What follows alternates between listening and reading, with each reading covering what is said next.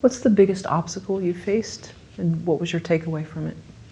Despite the fact that I thought that I had designed a process that would allow me to escape some of the pressures of filmmaking in terms of like being more open to improvising or chasing down a crazy idea, I thought that I built this perfect system where I would never worry about time, I'd never worry about money. The truth is, even making a movie for as little money as we did, and even making it in a way that was very open to like not having time pressure, there were still times where I felt that. You know, I still felt the pressure of, it is just hard to make a movie, and there's so many moving parts, and invariably things go wrong.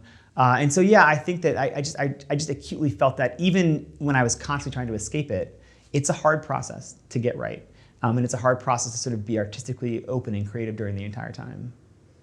And then does that go back to sort of that same mantra of just we're just going to show up and shoot, and we're just going to hold loosely to some of the stuff? Yeah, I mean, I think that I think I was always very clear on like the overall point of the movie, the overall arc of the movie. But I had to psych myself up sometimes to once again jump off the cliff, you know, to say, okay, yesterday didn't go great.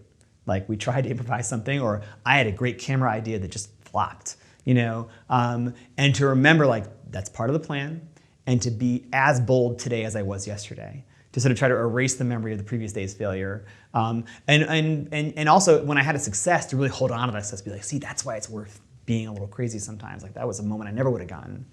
I think just keeping that mental sort of like game, like I'm always gonna take risks, embrace the butterflies in your stomach, just keep doing that.